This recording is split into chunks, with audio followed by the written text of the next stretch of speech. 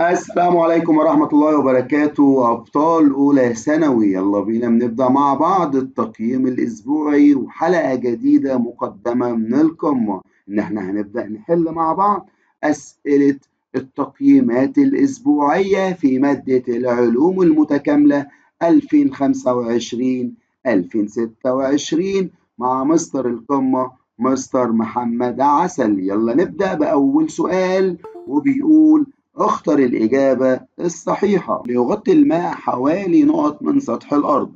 المية هتغطي كام من سطح الأرض؟ طبعا يا أبطال 70%. تبلغ نسبة المياه العذبة السائلة، طبعا احنا عارفين إن 97% ماء مالح في 3% ماء عذب. قسم عندي الحاجتين 1% سائل وعندي 2% متجمد. طب يا ترى هنا هو بيسأل على المياه السائلة، يبقى طبعا 1%. السؤال الثالث بيقول لي جميع ما يلي من المكونات غير حية في البيئة باستثناء، يبقى أنا كده بدور على حاجة من الكائنات الحية. يبقى الإنسان، التربة طبعا مكون غير حي، والمية والهواء. يبقى طبعا وفقا للسؤال يبقى أنا مش عايز ده ولا ده، يبقى هو عايز مين يا حبايبي؟ برافو عليك، الإنسان. أربعة بيقول لي هي طبقة خارجية صلبة وصخرية من الأرض تتكون من القشرة، والطبقة الخارجية الصلبة من الوشاح العلوي. أنا كده بتكلم عن الغلاف الصخري. تمام. ممكن على فكرة عندنا الصخور المنصهرة في باطن الأرض فهي تنضم أيضا إلى الغلاف الصخري. سؤال خمسة بيقول لي يشير إلى جميع أشكال الماء على الأرض ويشمل المسطحات المائية السطحية مثل الأنهار والمحيطات والبحيرات والبرك والمياه الجوفية وبخار الماء، طبعا سواء كانت السحب أو الضباب في الغلاف الجوي والجليد. طب أنا هنا بتكلم عن مين يا أبطال؟ برافو عليك، الغلاف المائي. واللي هي العملية التي يتحول فيها بخار الماء إلى قطرات ماء. يا ترى العملية اللي هيتحول فيها بخار المية لقطرات مية يبقى طبعا التكثف. السؤال اللي بعده بيقول لي سبعة أي من العمليات التالية إذا توقفت ستؤدي مباشرة إلى تعطيل دورة الماء؟ طبعا يبقى التبخر مهم جدا. من أهمية النتح زيادة درجة حرارة النبات؟ طبعا لا. زيادة نسبة ثاني أكسيد الكربون؟ لا. المساعدة في رفع الأملاح والماء إلى الأجزاء العليا؟ فعلا الإجابة دي كده معانا صح. تقليل قدرة النبات؟ طبعا خطأ. طيب السؤال رقم 9 سؤال مميز جدا، بيقول لي النسبة بين المياه السائلة العذبة والمياه العذبة المتجمدة على سطح الأرض. هو يا ترى المية السائلة كام يا حبايبي؟ واحد. طب والمتجمد كام؟ اتنين. يبقى فعلا يبقى المياه العذبة هنا هو السائلة واحد. وفقا للمياه العذبة المتجمدة يبقى الإجابة د. بيقول لي يوضح الشكل جزءا من دورة الماء تساهم العملية المشار إليها بالرقم واحد لإيه يا حبايب؟ نشوف كده رقم واحد. إحنا عندنا هنا المية دي رايحة فين؟ برافو عليك، لتشكيل المياه الإيه؟ الجوفية. طيب إنما لو قال لي ديت كده دي تبخر. تمام كده؟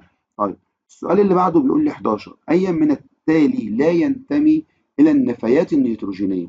ناخد بالنا يا حبايبي. يبقى طبعا غاز النيتروجين. طب ليه غاز النيتروجين؟ على فكرة غاز النيتروجين ده أنا لما بستنشق الهواء الجوي بيبقى فيه 78%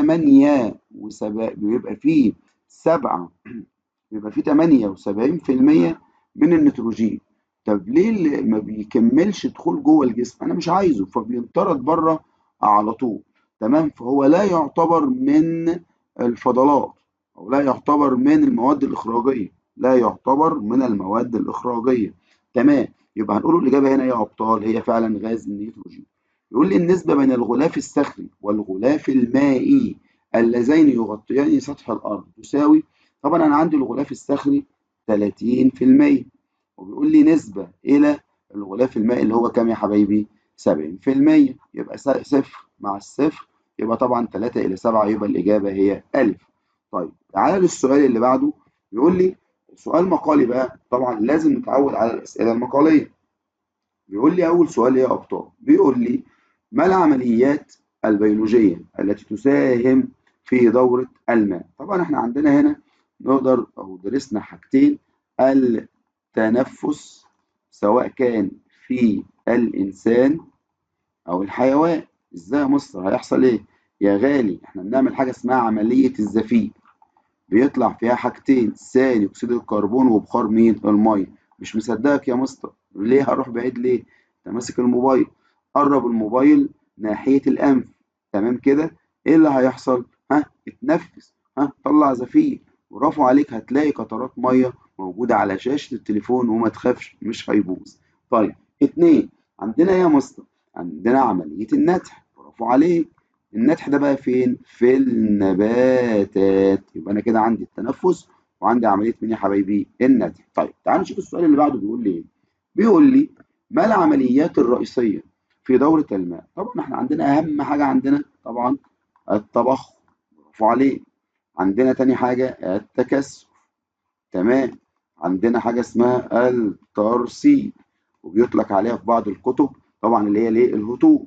وعندنا طبعا ايه يا شطار؟ التسرب. طبعا دي اسئله مهمه جدا ومميزه جدا لطلاب القمه اللي متابعينا طبعا. طيب تعالى بقى لسؤال تاني، يقول لي ما المقصود بعمليه الاخراج؟ نكتب كده يا ابطال، بنقوله هي عمليه يتخلص فيها الكائن الحي من الفضلات الناتجة عن عملية، ممكن نقول التمثيل الغذائي، أو ممكن نقول التي تنتجها مين؟ الخلايا، وتمر من الغشاء البلازمي. ناخد بالنا يا حبايبي، لازم عشان نقول كلمة الإخراج لازم تمر من الغشاء البلازمي. يبقى لازم نقول كده، لازم تمر من الغشاء البلازمي. طب جميل.